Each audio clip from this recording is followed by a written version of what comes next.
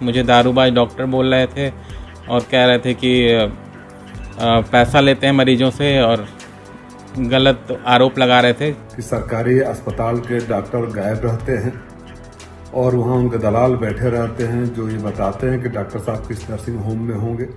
ENT surgeon जिला चिकित्सालय मऊ में कार्यरत हूँ और ये घटनाक्रम 16 अक्टूबर का है और उसमें सांसद महोदय आए थे 12:30 बजे 10 से 15 लोगों को लेके, और मैं उस समय OPD कक्ष में था अपने और मरीज़ देख रहा था।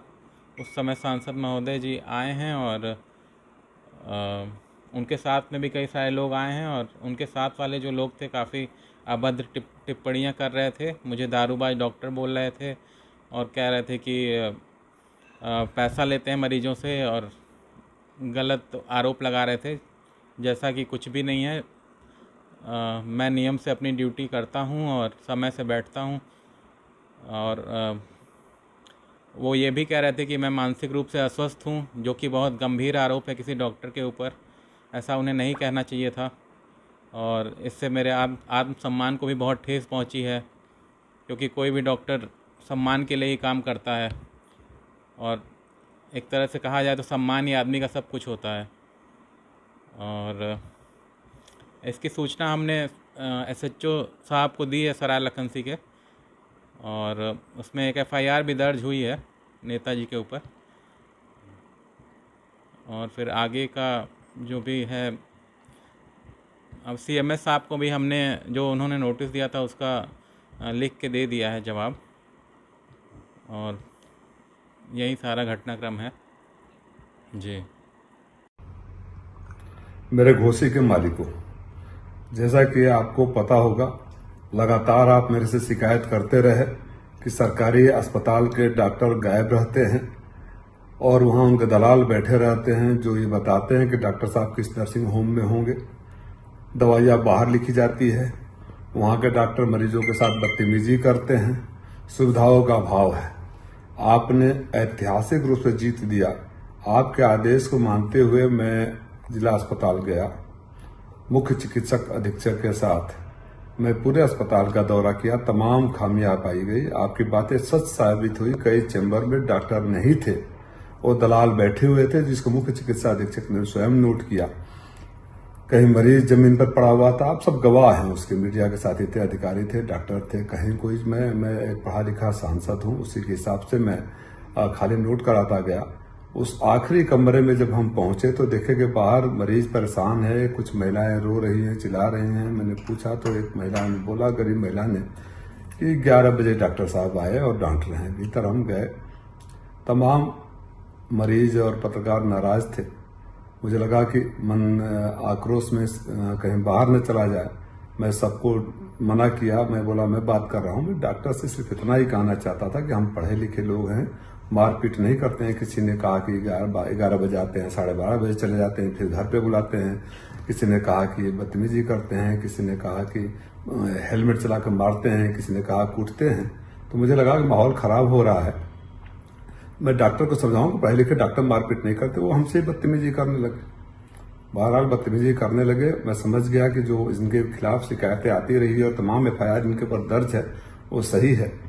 मैं चला आया। मुख्य चिकित्सक अधीक्षक महोदय, आप सबको पता है कि उन्होंने खुद इतने पीड़ा में थे, उनके व्यवहार से लगातार मना कर रहे थे, कि बयान जारी करके कहा कि इस डॉक्टर की लगातार शिकायतें आ रही हैं और शासन से गुहार लगाई कि इसके खिलाफ कार्रवाई करो। नोटिस जारी किया, लेकिन जो संरक्षण देते हैं ऐसे लुटेरों को, उनको ये बर्दाश्त नहीं हुआ कि कोई आपकी आवाज पर जाकर वहां निरीक्षण करे और सुधारने का प्रयास करे, क्योंकि उनके पेट पर कहने लाग पड़ती। उनके सह पर डॉक्टर के जवाब को, जो शो का नोटिस मिला था, जवाब को ही पुलिस की कॉपी निकालकर मुकदमा मेरे पर दर्ज कर देती है। ये अद्भुत घटना आपके मऊ में, ये कारनामा मऊ में ही हो सकता है कि जिसके सबसे बड़े डॉक्टर अधिकारी ने, जिसके खिलाफ, जिस डॉक्टर के खिलाफ अनुशंसा करी हो, कठोर कार्रवाई की शासन से गुहार लगा रहा हो, पत्र लिख रहा हो, उस डॉक्टर को बचाने के लिए उस सांसद पर ही केस करा दिया गया जो आपके सवाल पर वहां गए थे।